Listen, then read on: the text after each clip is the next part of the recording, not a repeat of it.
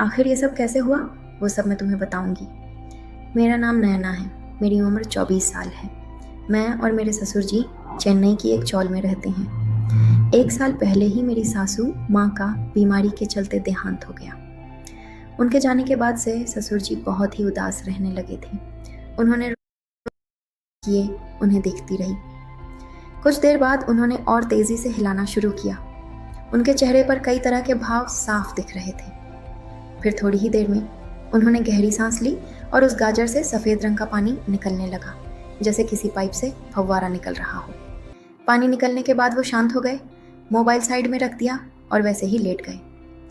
मैं धीरे से वहाँ से हटी और नीचे अपने कमरे में आ गई। नीचे आकर जो मैंने देखा और महसूस किया, उस पर यकीन नहीं हो रहा था कि ससुर जी ऐसा कर सकते हैं।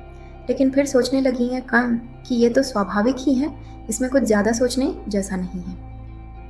ससुर जी एक पुरुष हैं और अगर एक पुरुष की शारीरिक इच्छा पूरी नहीं हो रही तो इसमें क्या गलत है? किसी लड़की का शोषण करने से बेहतर तो यही है ना। ऐसा सोचकर मुझे ये बिल्कुल ठीक लगा। मैं आगे सोच रही थी कि 1.5 साल हो गया, उन्होंने कुछ नहीं किया होगा तो उनकी इच्छा तो होती होगी ही, इसमें बुरा क्या है। अब उन्हें किसी औरत का शरीर नहीं मिल रहा तो हाथ का ही सहारा लेना पड़ेगा ना, वो इसमें और क्या ही करेंगे।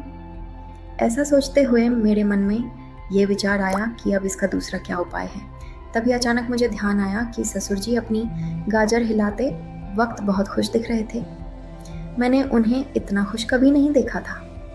फिर मुझे यकीन हो गया और समझ आया कि ससुर जी को क्या चाहिए। यही वो एक चीज़ है जो उन्हें फिर से पहले की तरह खुश कर सकती है। मैं बहुत देर तक इस बारे में सोचती रही कि मैं ससुर जी को खुश कैसे रख सकती हूँ। मुझे कोई उपाय नहीं सूझ रहा था। अगर उनके जीवन में कोई दूसरी औरत आ जाए तो वो कितने खुश रहेंगे। ये सोचते सोचते मैं सो गई।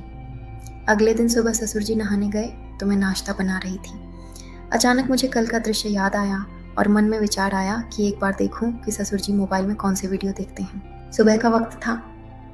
ससुर जी बाथरूम में थे और मैं किचन में चाय बना रही थी, लेकिन मेरा ध्यान बार बार उस रात के सीन पर जा रहा था। कुछ ठीक नहीं है। वो थोड़े घबरा गए। क्या हुआ? मैंने कहा। कल रात मैंने आपको देखा था ऊपर। अब एकदम सन्नाटा छा गया। उनके चेहरे से खून उतर गया। वो धीमे स्वर में बोले, मैं माफ़ी चाहता हूँ बेटा। मैंने उनकी बात बीच में ही काट दी। आपको मुझसे माफ़ी मांगने की ज़रूरत नहीं है। अब वो मेरी आंखों में झांकने की हिम्मत नहीं कर पा रहे थे। मैंने धीरे से उनका हाथ पकड़ लिया और बोली, आप इंसान हैं और इंसान की ज़रूरतें होती हैं। मैं समझती हूँ ससुर जी, और शायद मैं अकेली नहीं हूँ यहाँ जो ये सब महसूस करती हूँ। वो चौंक कर मेरी तरफ देखने लगे। मैंने मुस्कुराकर कहा, हम दोनों अकेले हैं, क्या हम एक दूसरे का सहारा नहीं बन सकते? एक पल को वो बिल्कुल चुप हो गए। फिर बहुत धीमी आवाज़ में बोले, नैना, ये रास्ता बहुत मुश्किल है, लोग क्या कहेंगे? मैंने उनकी उंगलियों को और कसकर पकड़ लिया और बोली, लोगों को जीना थोड़ी है, हमें जीना है। उस शाम जब मैंने उनका हाथ पकड़ा तो उन्होंने झटके से हटाया नहीं, बल्कि कुछ सेकंड के लिए थम गए। उनकी हथेली की गर्माहट मेरी उंगलियों से बात कर रही थी। मेरे होंठों पर हल्की सी मुस्कान थी, पर दिल बेतहाशा धड़क रहा था। वो कुछ कहने ही वाले थे, लेकिन शब्द जैसे गले में अटक गए। मैंने धीरे से कहा, सच बताइए, जब उस दिन आपने मुझे देखा था पहली बार साड़ी में, क्या आपको कुछ महसूस हुआ था? उन्होंने आंखें नीची कर ली, फिर बहुत धीरे बोले, हर दिन नैना, हर दिन मैं खुद को रोकता हूँ पर रखे। वो थरथरा गए।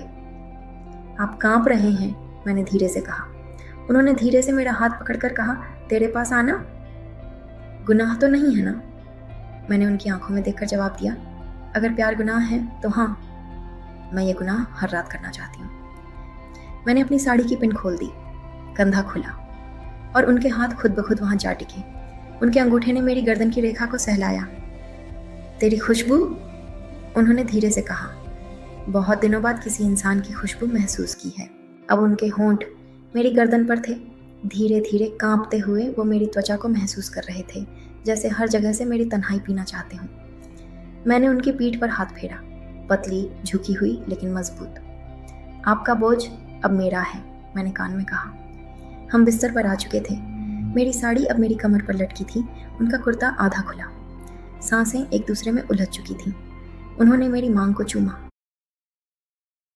जो एक रात में 2 अधूरी जिंदगियों को पूरा कर चुकी थी।